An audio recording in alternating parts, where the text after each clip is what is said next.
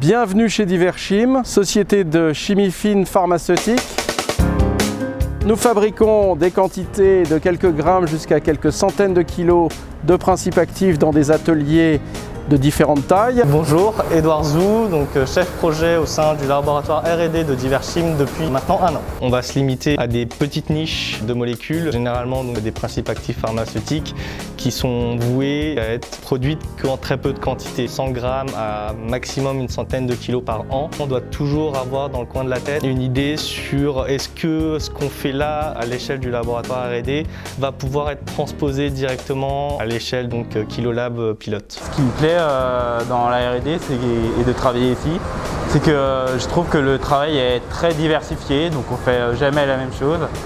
Et je trouve ça bien de pouvoir développer des synthèses, donc au début faire des choses qui ne marchent pas correctement et qu'à force de les développer et de les optimiser, à la fin on arrive à avoir une synthèse qui fonctionne bien avec un bon rendement et une bonne pureté. Et du coup, le fait de voir l'évolution qu'il y a eu entre le début du développement et la fin du développement, c'est une satisfaction personnelle.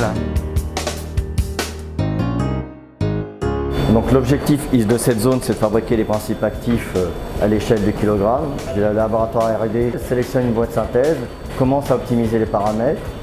On réceptionne cette boîte synthèse qu'on finit par travailler. On monte en échelle, on fixe les paramètres critiques et une fois ce travail effectué, on passe en production dans cette zone lorsqu'on est à l'échelle du kilogramme ou au pilote lorsqu'on veut faire des dizaines de kilogrammes. L'équipe de production est composée aujourd'hui du niveau opérateur, ils sont formés sur le tas. On a essentiellement des techniciens avec donc un BTS, un DUT, voire une licence pro, ingénieur chimiste ou ingénieur process et docteur pour l'encadrement.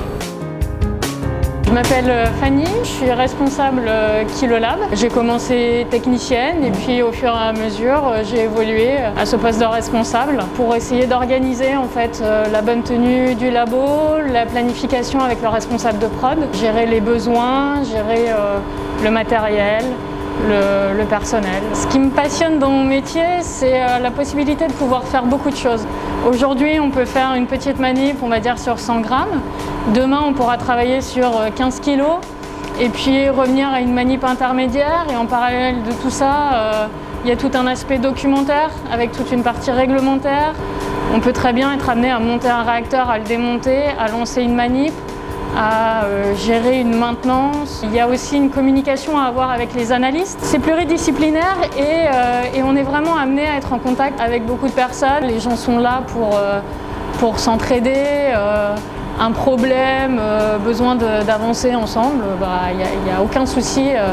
On est tous là l'un pour l'autre. Ça fait 1 an et demi que je travaille ici en tant que technicien chimiste au Kilolab. Là actuellement je travaille sur un 50 litres. Je peux être amené à travailler sur un peu de choses R&D. Notamment, normalement on part d'un produit qui est commercial, qui là avec la crise actuellement on a dû le fabriquer, donc du coup j'ai dû adapter des voies de synthèse et une montée en échelle sur ce projet-là.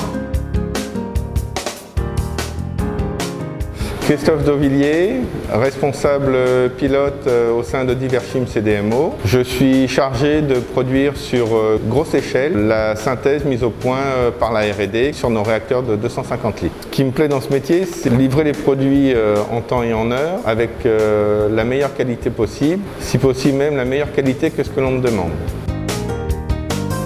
À Diverchim, il y a plusieurs types de services qualité. Il y a le service contrôle qualité qui va charger principalement de réaliser des analyses, analyser les différentes matières premières ou les produits fabriqués chez Diverchim.